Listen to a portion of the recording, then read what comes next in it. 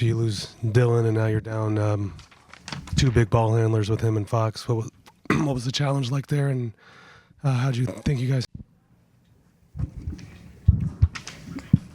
Not well. We gotta help our ball handlers more and take care of the ball. Obviously, without De'Aaron, it's going to lend itself to turnover issues, but are there other factors that you guys can shore up to try to cut down on? Yeah, of course, just consistency throughout the game in our game plan. Can think of a few down moments for myself, especially in the fourth quarter. Victor, you and Hartenstein had some huge battles on the glass there. He was able to win a lot of those. But what was that battle like for you, and what do you think you guys can do better to not lose that way? As I just said, you know, it's all in the scouting. I have to trust the scouting. We have to trust it and do our work early. It's it's a straight effort. Victor, what would you say is the most frustrating thing about tonight's loss? I would say it's spending so much energy on catching back up to the score and then let it go away. Like when you say it's straight effort, is it that simple, or are there some tactical, strategic kind of adjustments you can make? What I mean is straight effort is like the tactics, we all know it by heart, but we have to, doesn't mean it's easy, and we have to work through it.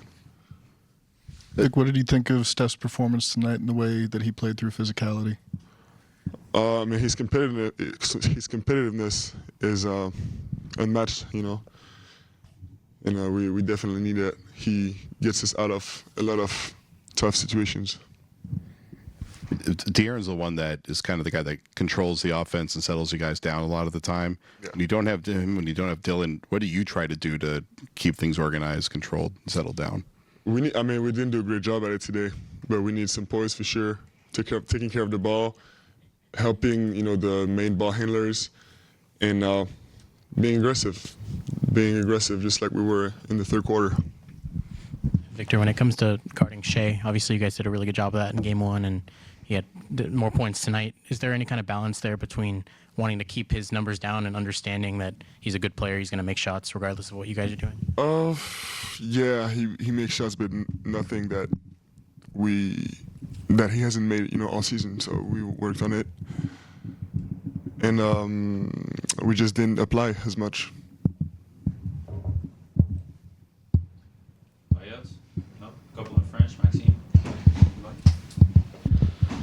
Victor, juste une impression sur ce soir. Un gros avantage qu'ils ont, c'est la profondeur de banc. Je regardais les chiffres ce soir, 57 points inscrits de la part de leur banc.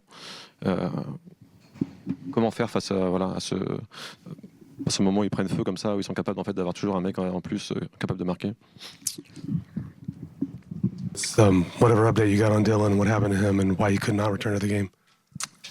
I have not had an update. Just excuse me.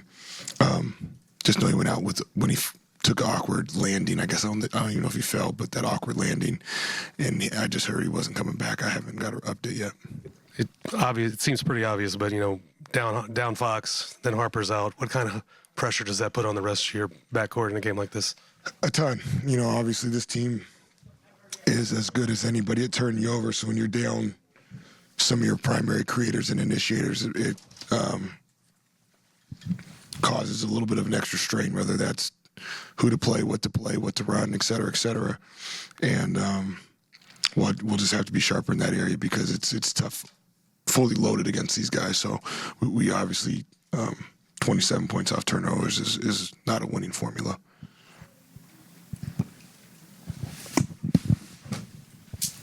Mitch, we hadn't talked to you since the announcement about Fox pregame. Is that a situation where it's like you said before the game, it's going to be the world you're living in now? But is that a situation where he could have played if you pushed him today, or I guess how serious is that injury? Honestly, I maybe just trying to play every day. It's a tough injury that he wouldn't be playing with in the regular season, so he's trying to tough it out, and he did that in Minnesota, and then had an awkward landing, and so he re-aggravated it. And we just got to make sure that he's in a place that he can be out there and compete to the level that he would need to in the game that we're playing. And then I guess as a corollary to those two questions, Steph has been going through some turnover issues. What can you do to kind of address that? We've addressed it, and we'll continue to, just in terms of trying to help him with some of his reads, especially when he's tired, whether it's playing more off 2 feet or getting off the ball, earlier with the early pass and just letting the ball find the open man. They do such a great job of showing crowds in the paint having multiple bodies, and so it's not just Steph. He had too many turnovers, but our whole team did. And so we have to continue to not fight that moment of the game where they're going to make you pass the ball at times.